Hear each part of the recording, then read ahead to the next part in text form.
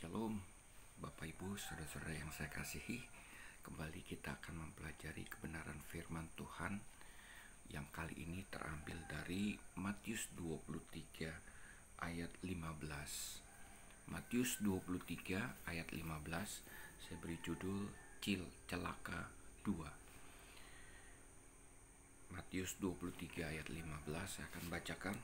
Celakalah kamu, hai ahli-ahli Taurat dan orang-orang Farisi, hai kamu orang-orang munafik, sebab kamu mengarungi lautan dan menjelajah daratan untuk mentobatkan satu orang saja menjadi penganut agamamu, dan sesudah ia bertobat, kamu menjadikan dia orang neraka yang 2 kali lebih jahat daripada kamu sendiri.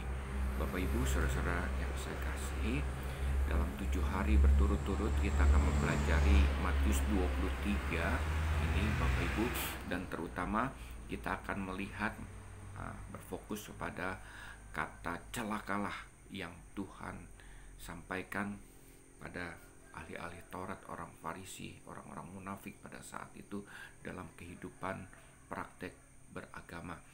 Kali ini kita akan belajar celaka yang kedua yang terambil dari Matius 23 ayat 15. Nah, Bapak Ibu, sekali lagi, orang-orang Farisi, ahli-ahli Taurat dan pemimpin-pemimpin agama ini sangat mempunyai kuasa ya terhadap kehidupan orang banyak. Mereka lebih terkenal dari pemimpin-pemimpin politik. Mereka banyak orang-orang yang kagum terhadap orang pemimpin agama ini, atau dengan kata lain mereka takut akan pemimpin agama ini ya. Nah, Bapak Ibu, saudara-saudara yang saya kasihi, akan tetapi pemimpin-pemimpin agama ini, ahli-ahli Taurat ini, mereka hidup bukan membawa orang-orang banyak itu untuk datang kepada Tuhan, tetapi oleh karena mereka berfokus pada kekuasaan, uang, dan lain sebagainya Bapak Ibu, yang bukan pada Tuhan, pada akhirnya mereka membawa orang-orang banyak itu untuk tidak datang kepada Tuhan ya. Di dalam Matius 23 ayat 15 ini, pemimpin agama orang Farisi itu mereka membawa orang-orang banyak ya untuk datang bukan pada Tuhan, tetapi mereka lebih membawa kepada orang-orang banyak itu untuk kehidupan beragama ya. Mereka berfokus pada kehidupan beragama, katakanlah misalnya seperti liturgi, tata ibadah, dan hal-hal yang lain, bukan pada Tuhan ya.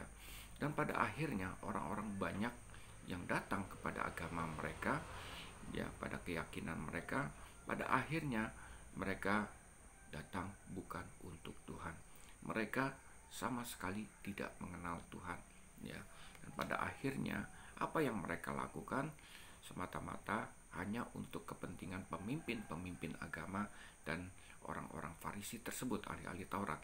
Nah, Bapak Ibu, saudara-saudara yang saya kasih, praktek keagamaan seperti ini banyak terjadi pada sekarang ini. Bapak Ibu, saudara-saudara yang saya kasih, banyak orang diundang untuk datang ke gereja, akan tetapi apa yang terjadi, mereka datang ke gereja tidak mengenal siapa Tuhan Yesus itu sesungguhnya ya. Mereka hanya diperkenalkan pada liturgi, tata ibadah, bahkan pada tradisi-tradisi gereja itu yang bukan sesungguhnya menyembah Tuhan ya. Dan pada akhirnya Bapak Ibu, saudara-saudara yang saya kasihi, mereka datang ke gereja ya bukan benar-benar hidup mengasihi Tuhan, takut akan Tuhan, dan hidup mengandalkan Tuhan, tetapi mereka berfokus kepada sama seperti agama-agama yang lain, yakni perbuatan baik. Jadi kalau kita melakukan perbuatan baik, apa yang terjadi dengan kita? Kita akan menjadi selamat, kita akan diberkati kalau kita berbuat baik. Apalagi kita memberikan persembahan untuk gereja, untuk kehidupan pemimpin agama itu, orang-orang Farisi pada saat itu Bapak Ibu ya. Dan kalau kita melakukan itu, kita seperti seolah-olah menabur dan kita akan menuai. Kita harus melakukan banyak perbuatan-perbuatan baik untuk kita bisa diselamatkan, diberkati. Nah, Bapak Ibu, saudara-saudara yang saya kasihi, kita datang ke gereja bukan hanya semata-mata untuk melakukan perbuatan baik, untuk menabur, melakukan perbuatan baik untuk menabur itu adalah keharusan yang kita lakukan bukan karena sekedar kewajiban, tetapi karena kita mengasihi Tuhan. Ya, oleh karena kita mengasihi Tuhan, kita hidup untuk Tuhan. Bapak Ibu, setelah kita mengenal Tuhan yang sesungguhnya, kita lahir baru dan pada akhirnya hidup kita untuk Tuhan dan bukan hanya untuk Tuhan. Dan pada akhirnya karena kasih Tuhan, anugerah Tuhan yang melimpah di dalam kehidupan kita, kita akan melakukan perbuatan-perbuatan baik kepada sesama kita. Itu adalah akibat dari kita mengenal Tuhan, kita mengasihi Tuhan. Bapak Ibu, saudara-saudara yang saya kasihi, kita datang ke gereja, kita harus mengenal Tuhan yang sesungguhnya. Kita harus tahu siapa itu Tuhan Yesus. Kita harus hidup mengandalkan Tuhan. Dia benar-benar percaya kepada Tuhan. Itulah hasil dari kita hidup bergereja, Bapak Ibu saudara-saudara yang saya kasih.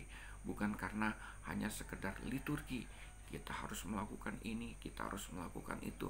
Ada Taurat-Taurat baru yang diciptakan di dalam gereja untuk kita bisa berkenan kepada Tuhan, untuk kita bisa diberkati Tuhan kepada Tuhan, untuk kita bisa diselamatkan oleh Tuhan. Bapak Ibu saudara-saudara yang saya kasihi, sekali lagi ini adalah tanggung jawab pemimpin agama, ya, para imam-imam, ahli-ahli Taurat yang ada di dalam gereja itu, yang mungkin sudah membawa kita untuk datang kepada gereja. Tetapi apa yang terjadi di sana, kita tidak bertemu dengan Tuhan, kita tidak mengenal Tuhan, kita tidak mengasihi Tuhan.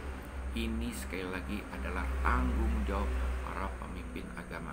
Tugas pemimpin agama, tugas pelayan-pelayan Tuhan adalah membawa orang untuk datang kepada Tuhan, mengenal Tuhan, mengasihi Tuhan, dan pada akhirnya hidup sungguh-sungguh percaya kepada Tuhan dan hidup untuk apa yang Tuhan kehendaki di dalam kehidupan kita, melayani Tuhan, untuk hidup taat kepada Tuhan.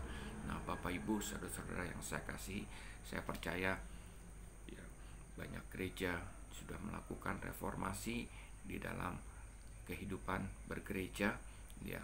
Banyak gereja yang sudah mulai mengajak jemaat-jemaatnya untuk percaya Yesus sungguh-sungguh.